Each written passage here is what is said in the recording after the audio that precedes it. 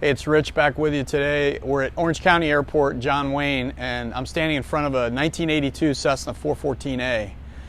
This is a special airplane. In all of my time selling airplanes and being around twin Cessnas, I've never been around one as low time. This has 2,700 hours total time on it, and the same owner for 25 years. Joe LaBarbera is going to be with us and flying the airplane and talking about it. And again, a very unique 414A to see this low time. My view is it's probably the lowest time one in the world. And also to have the same guy flying it for 25 years. So we're going to take you along for the ride.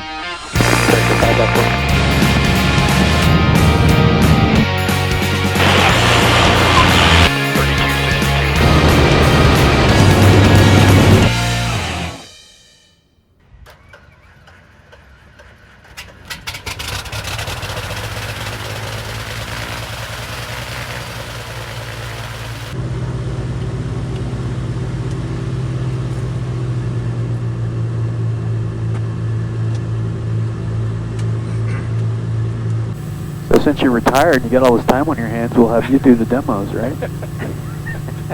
I don't mind flying for yeah, it'll be fun. Stuff.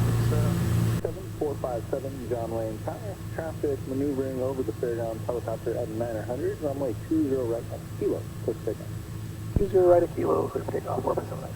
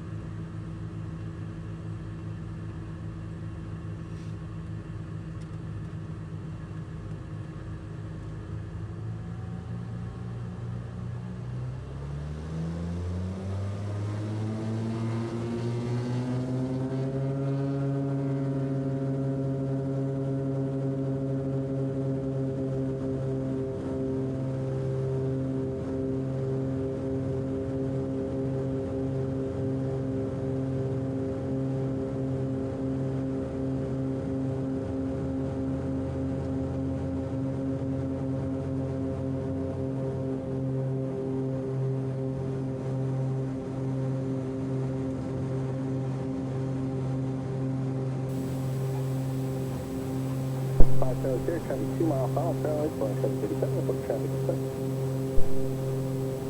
Traffic inspect, 5 Charlie Sierra, looking for the separation pattern. 5 Charlie Sierra, approved, runway 20 left, push the option. 20 left, clear for the option, 5 Charlie Sierra.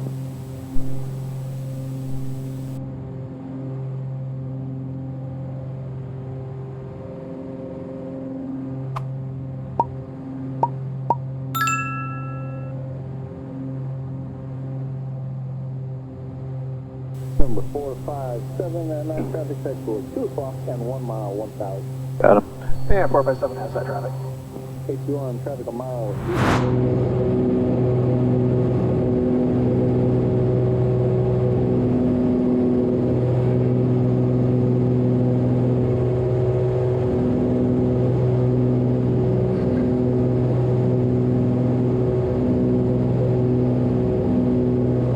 Okay, so we're just climbed off of John Wayne on top of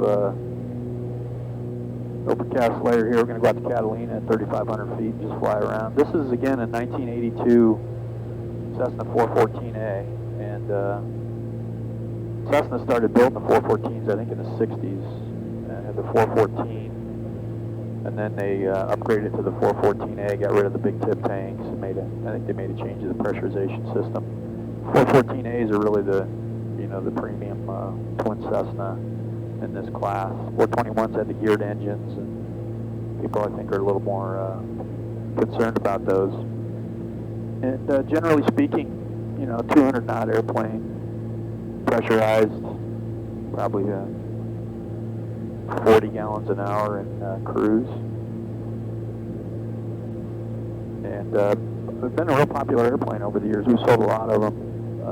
And people generally have invested a lot of money in upgrades with different modifications that you can do to the airplane. So Joe has owned this airplane for 25 years, and how did you get into? What inspired you to get a 414? Well, we do property management throughout California, Arizona, Nevada, mostly, and we had some other stuff going on up in the Seattle area. And I had started flying when I was about 18, got my license, like 19, 20, and the company I was working for at that time was driving all the time, so I said, I have my license, why don't we go fly? So we ended up flying rented a Warrior or something, I think, and flew out to like Lake Havasu was one of our spots. And at that second, it was like, okay, let's buy an airplane. This really helps. So our first plane was a 1989 Saratoga. We bought that brand new. So we flew that for about 10 years, but our missions were getting to be in kind of adverse weather, and that was a problem for us all the time, was either flying in the bad weather or holding us down. So we decided to start looking at other planes, and we started out looking at C-90s, a few citations, things like that, going that route. The TBM had just come out, so we got to fly a few of those, and they're brand new. And then finally decided on going with a twin engine, but the King Air was kind of, the expenses were not where we want to be. We're still very, very, very practical people. So, yeah. We saw this plane, a couple of different 414s we flew, 421s, and decided on this one. It came out of Channel Islands Construction Company, I believe was the first owner, and then a dealer out of Indiana, I believe, worked a deal with them, traded it or something. So we ended up finding it with that dealer. So when you bought it, was it considered low time? And yeah, it was 900 hours when we bought it. Right. So and that was low time. That was one of the issues that we wanted. Yeah. And it was in August of 1996 we bought that. Right away we took it from Indiana over to Oklahoma, had the interior done. I think probably 5 or 6 years later we had the paint done. Sometime in 2000, 2001 I believe it was. And I've flying it ever since. And then as far as your avionics upgrade, is that recent or? Yeah, we had this 530 and a 430 were the first upgrades we did. I took the 430 out of here. We got the 750. That's kind of read. I'm still, and the Aspen also. These are all in the last 4 or 5 years. Right. Put these in. Yep. Still not real familiar with them. Yeah. Yeah. They're sort of new to me. Good stuff though. I'm used to flying old school. All the steam gauges. Yeah. So, but this has made it so much easier. No more ADFs. Even VORs are kind of going away. Yeah. So this new avionics makes it very, very simple to fly. Right. How about your 400, or this is an 800 autopilot? Yeah, this is autopilot. And it's the original. The original autopilot, and it's been just worked flawlessly. Yeah. So I know a lot of guys like to upgrade to that new Garmin thing, but and it's got some new cool features with it too. Yeah. That would be a nice upgrade, but this is working perfectly. As you can see, we're on autopilot now. Yeah. My experience with those, when they're working, they do a real nice job. And I've never ever had a problem with it. Yeah. No servos have gone out or anything. So it's always been a real good autopilot. So when I think of 414s, really in the 421s, I think of, people say, what do you get out of them? And I always kind of default to 200 knots and 40 gallons an hour. Is that in your 25 years? At altitude, you'll get up to that 200 knots. Yep. Really, but for me, the biggest thing is the comfort. The pressurization is nice. The size of the cabin, being able to walk through the aisle if you have to. Having a potty in the back, that's a nice little nice feature. And then, as we have discussed, the Ram engines have kind of been the gold standard, I think, for twin Cessnas throughout the years. And some people that I've talked to that have a lot of experience with these airplanes have started to say maybe factory engines are better. And it was interesting to me that you put factory new motors on it after having Ram 4s. So how did that? I can't remember the exact year that all happened, but we decided, of course, to go with Ram because they were the popular engine to go with. Right. So we went to Ram 4s, and right out the get-go, we had problems for almost the whole time we had the Rams. Whether it was cylinders blowing off, I had one time the case cracked. I had oil coming out of the case one time. That's the other thing about this engine. I have lost that engine. When I had the Rams, I lost the engines 3 times. Flight. And that is one nice thing about these is it does fly. Yeah, 414s do well on one engine. Well, if you're not, if you're fully loaded, perhaps you'd have a little issue, maybe 100 foot an hour, per minute climbing. Right. But with 4 or 5 people and half fuel or so, you're gonna still do 500 feet a minute on one engine. Yeah. So you had the the issues really out of the gates then. Yeah. So then we had those problems and went through cylinders like crazy because they kept saying they had bad metallurgy. Yeah, On I cylinders. remember that. Yeah. So we went through probably 36 cylinders. I think is what it was finally. Wow.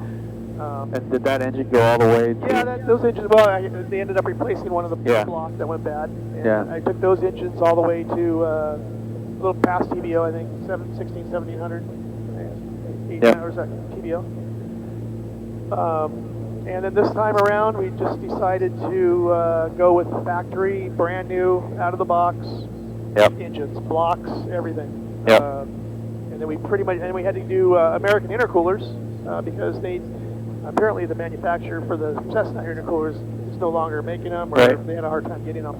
So I went with the American, which are really popular. Which are very, nice. And I do notice a little bit of an increase, especially at altitude. Yeah. With that. I think the in the conventional thinking is if you get American aviation intercoolers, you get Ram 4 performance out of them. Yeah, probably. I'd have to say, my probably your performance experience, yeah. So, and you just put the factory new engines in it, and you're talking turbos, everything. Props. Yep, the whole bit. 50 hours ago, basically. Yeah. Yeah. And then, as far as your mission, your typical mission, what, a couple 100 miles going to the Bay Area? It was our typical was Yuma, Lake House, about 300 miles. Was our typical mission, and then we had a boat up in Seattle area. So that was quite often going up to Seattle. Yeah. And the same company's been maintaining it for you. Yeah, I've had it here at Jay's at John Wayne Airport for the full 25 years. Yeah. And Jay's a real experienced Cessna shop, been around for a long time. Yeah, he's got a 414 himself. And he has a 414, right? So he knows these airplanes well. It's I think it's one of the best airplanes made for this type of plane for kind of a business class, cabin size and all that, and cost of operation is significantly lower than any turbine. Yeah. Yeah. And you sit up here in this airplane. I fly jets a lot, and I mean this is like it's a real true big cabin class feel to it. It's just really a great comfortable airplane, and when they're dialed in like this and good avionics, I mean. It's just a great flying airplane, and you have a lot of confidence in it too. Especially with your experience where you've had 3 engine failures and you didn't scare yourself. You kept doing it. And once you have an event, and also you have to go to training. Yeah. Either flight safety or SimCom or. And did you do that every year? I do that every year. Yeah. Kind of insurance requirement, but you do learn a lot there. A lot of the single engine stuff. You can't really practice in this airplane. You don't want to shut down engines and things like that. Yeah. I try to fly everything at about 65% power, 65%. Which is about where you're at. About where we're at now. Yeah, about 2,700. And I can get a little bit quieter. I can get a little bit better than that. Yeah. And right now we're doing 17 gallons. We're low right now. So. Any other, with all your experience flying this airplane, any other things that come to mind, like how you operate it, or what you would do differently, or what you started doing differently after you had some experience in it? No, not really. I think I've been flying it the same way all these years, and it seems to work for me. Yeah.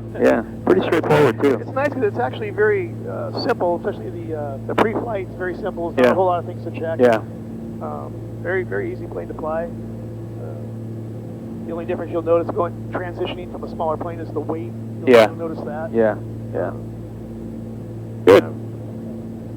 So, obviously, we're putting this airplane on the market. You're selling it just because your business need changed and just don't need this type of airplane anymore. Is that safe to say? Yeah, that's pretty much. Like I said, I kept the airplane for the past after I retired about 5 years ago, but I'm just not flying it enough to justify it.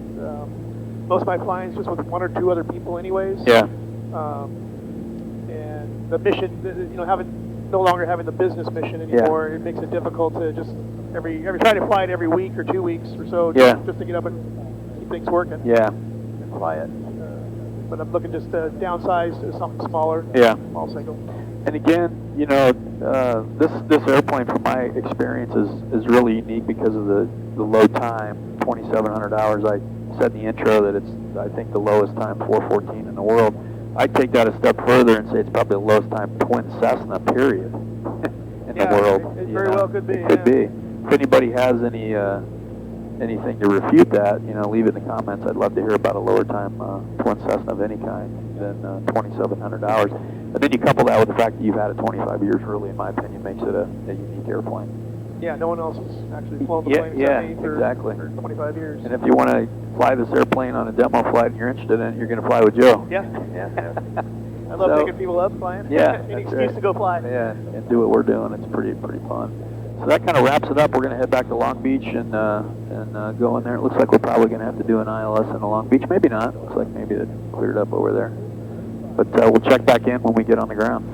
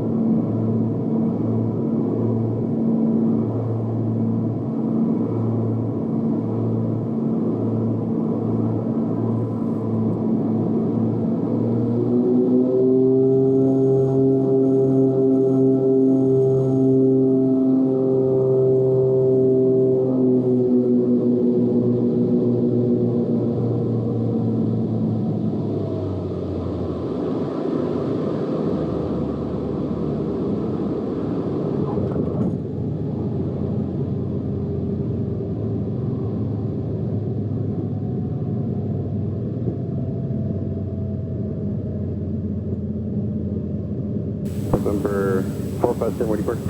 OCR Aviation. Going to OCR Aviation. Again, contact ground, not on the runway, please. Travis short file behind you. 457.